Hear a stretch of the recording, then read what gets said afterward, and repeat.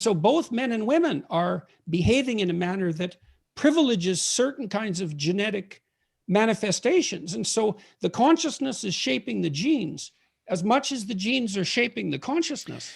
The consciousness is in control of the behavior, but it is subservient to the objective of the genes. And unfortunately, I think the situation is that you've been handed a feeble toolkit by evolutionary biologists and are trying to make sense of the world as if it was higher quality than it is. So I don't want to drag you or our viewers too deeply into the weeds here. But my claim is that my field is divided between two camps that are incorrect.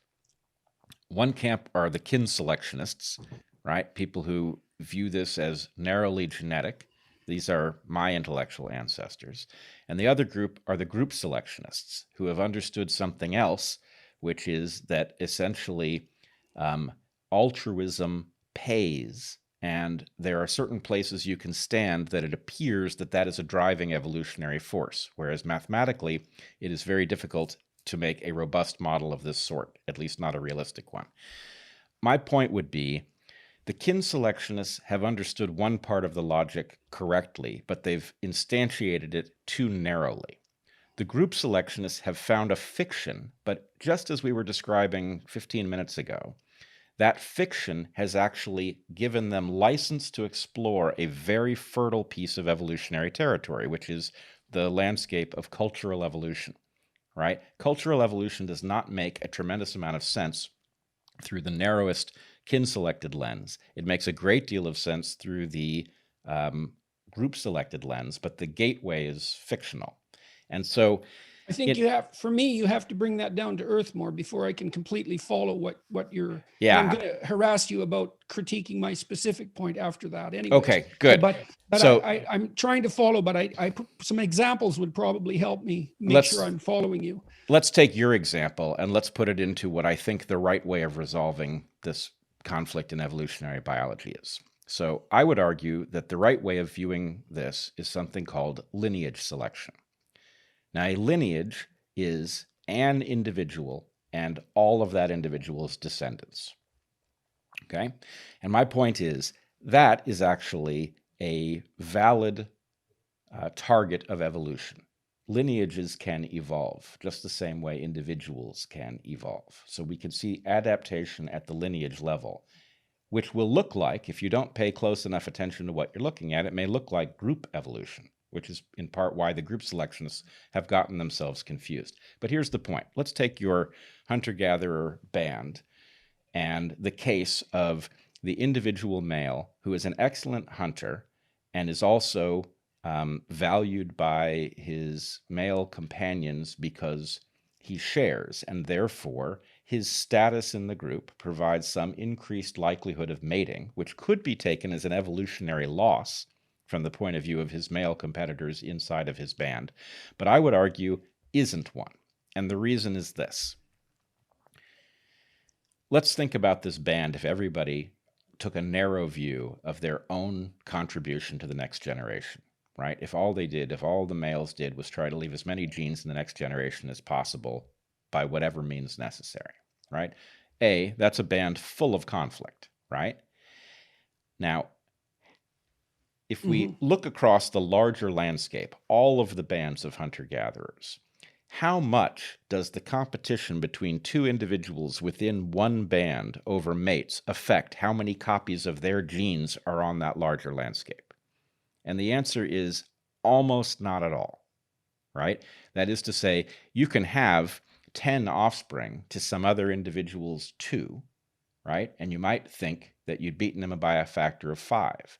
But there are 2 problems with this. One, if you are closely related to him, then a lot of what we narrowly in the the traditional kin-selected view would regard as a loss to you is actually insignificant compared to the larger landscape.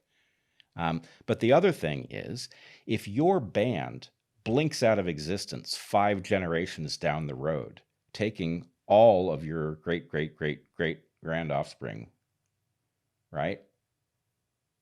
if it takes all those people with him, then you have not succeeded. The advantage you got within one generation is completely erased by the loss of the population within which you were embedded. So the point is, if we really understood the mindset of the individual in rational evolutionary terms, we would understand that they, in some sense, will be built. They will be wired and programmed to behave in such a way, both to advance their own genetic interests and to protect the long-term population well-being that allows those genes to circulate, right? They will effectively be protecting a gene pool. Now, the group selectionists will jump and they will say, aha, you've done it. You've said that groups are valid. And I will say, no, it is not the group. It is a lineage. It is the lineage protecting itself through the individual that is responsible for the adaptation here. You can dismiss it as a group, but that's like saying that I threw a frisbee. What practical difference do you think that makes in relationship to, what are the implications of that view compared to the implications of group selection viewpoint? Well, they're subtly distinct, but I would argue in the end decisive. So, for example, if you take the group selection view and you do not recognize the game theoretic instability at its core, then you may struggle to find a formulation of Marxism, for example, that realizes the full benefits of human cooperation, not realizing that the structure you build will be inherently unstable and that you have to actually correct for that instability, which will either happen through brutality, which you don't want, right? Or you will have to architect something much closer to what Elinor Ostrom discovered in her Nobel Prize winning work about the way indigenous peoples do this very job. So I guess the point is, the group selection, I would argue, is a temporary misunderstanding of lineage selection, but it does a good enough job to allow those who are involved in thinking in a group selected way to see human cultural evolution for what it is. And that's where the payoff comes. And so my point is, we can now go back, having found human cultural evolution, which is where the heavy lifting is done, we can now go back and correct the group selected viewpoint, and we can make it rigorous by looking at it as a lineage phenomenon, not a group phenomenon. And we have then a continuous understanding, which then we've gotten super complicated here, and I wish we hadn't. But I will point out, though, that the upshot of this, from my perspective, is the genes have been in charge all along. They have acted through consciousness. They have acted through culture. But those things have been subordinate to genetic objectives. But now that we have consciousness, we can look at what it is that genes would have us do, and we can actually take them out of that control position. And we must, because they contain things like programs for genocide and warfare that we must sideline if we're going to survive. So, having arrived at an understanding of what we are actually built for, we now have to turn the tables on the genes, which is not easy, but I also don't think it's impossible. Okay, so I'm going to branch out two ways there.